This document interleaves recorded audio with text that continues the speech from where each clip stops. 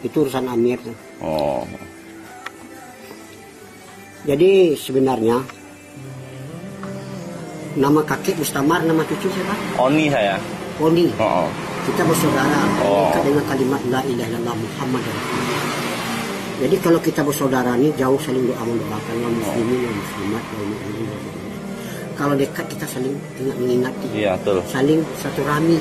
Apabila satu rami umur dipanjangkan, rezeki dimurahkan, dosa diampunkan. Asbab satu rami tadi kita nggak kenal, kita kayaknya dikenal.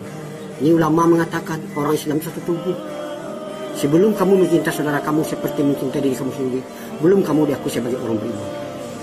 Jadi tanda kita cinta kepada saudara kita, ajak mereka taat kepada Allah. Kalau mereka sudah taat kepada Allah, selesailah semua masalah. Sebab Allah kalau dengan kita taat kita selesai. Tapi kalau kita nggak mau taat kepada Allah, bertambahlah masalah. Jadi kita di dunia ini sementara, di akhirat selama-lamanya. Allah kuasa, makhluk tak kuasa. Dunia tidak ada, Allah yang ada. Dunia diadakan. Sebentar lagi dunia ini akan dihancurkan sehancur-hancurnya. Jadi jamaah-jamaah seperti kakek ini, kami nggak punya nama, cuma di nama jamaah kami banyak. Ada jamaah keliling, ada jamaah kompor, ada jamaah tablik. Semuanya itu nggak salah. Yang Islam ini nggak boleh di kelompok-kelompok. Jadi kami mengajak manusia taat kepada Allah, bukan mengajak ke organisasi, bukan mengajak kepada golongan, bukan mengajak kepada satu kelompok. Itu kalau seperti itu memecah umat. Tapi kalau mengajak taat kepada Allah, menyatukan umat.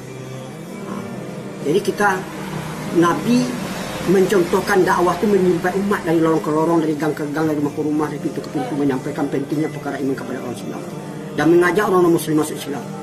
Itu dakwah yang contohkan Nabi. Tapi ceramah di masjid itu namanya ta'lim wa ta'lum, untuk yang tobat. Mungkin ada saudara kita yang lalai, yang lupa. Banyak sekarang di tempat-tempat lain dia mengaku Islam tapi nggak sholat. Ini maksiat yang belum terbencang. Bagi yang tidak mendirikan sholat, itulah orang yang meruntuh agama. Bagi orang mendirikan sholat, itulah orang mendirikan agama. Jadi di sini orang beriman itu jelas Islam, tapi kalau orang Islam belum tahu beriman, apakah tanda-tanda orang beriman? A'udzubillahi minasyaitonirrajim. Bismillahirrahmanirrahim. Innama ya'muru masajidallah man amana billahi wal yaumil akhir. Sesungguhnya yang memakmurkan masjid-masjid Allah adalah orang yang beriman, orang yang percaya ayat surat At-Taubah ayat 18. Barang siapa akrab dengan masjid, Allah akan akrab dengan mereka. Kalau ada orang bolak-balik ke masjid, saksikan olehmu bahwa mereka itu adalah mukmin. Wahai malaikatku, kamu lihat nggak tetangga-tetanggaku? Siapa tetangga-tetanggamu? Orang selalu memakmurkan masjid. Sebab masjid itu adalah jantungnya kampung, taman-tamannya surga, benteng-bentengnya orang Islam, rumah-rumahnya Allah. Jadi kalau kita datang ke masjid, otomatis kita dimuliakan oleh Allah. Jadi ibadah yang paling cinta adalah itu sholat di awal waktu, di mana azan dikumandangkan. Jadi sholat perintah Allah, berjemaah sunnah Nabi. Jadi kalau kita sholat berjemaah dapat 27.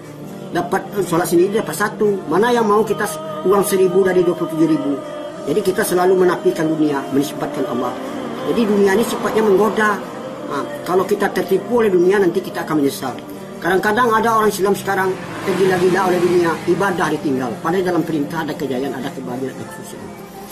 Jadi kami dalam rangka menjalankan yang di dalam Al-Quran berbunyi, kalian adalah sebaik-baik umat dilahirkan untuk sekali manusia untuk beramal ma'ruf munkar dan berimanlah kamu kepada Allah. Al-Imran 10.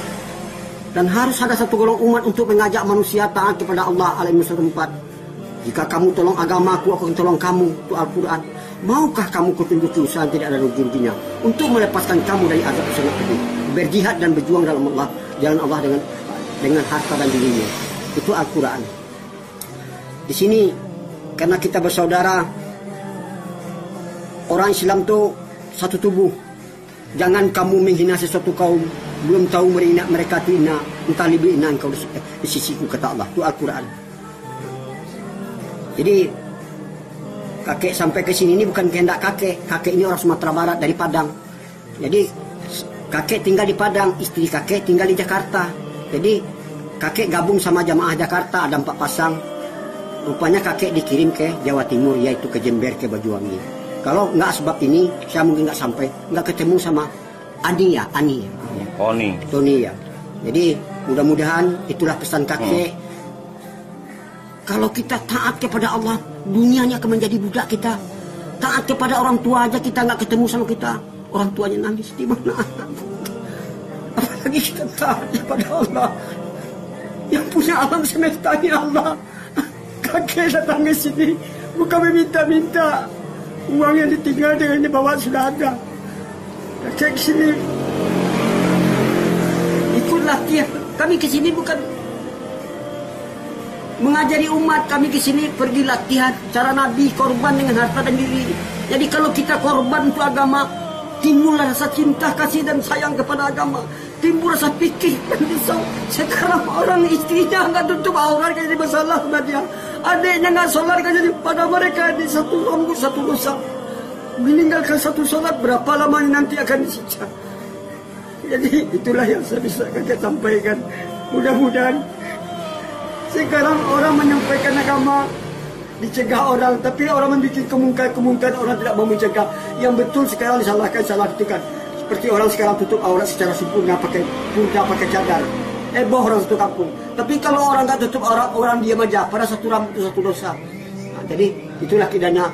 Saya membawa istri saya dakwah supaya nanti dia bisa dakwah kepada anaknya, bisa dakwah kepada mantunya, bisa dakwah kepada tetangganya. Jadi kalau laki-laki ini dakwahnya terbatas, nggak boleh selain dari mukrimnya. Tapi kalau istri kita sudah ikut, dia boleh dakwah kepada siapa saja yang wanita yang masuk ke rumahnya.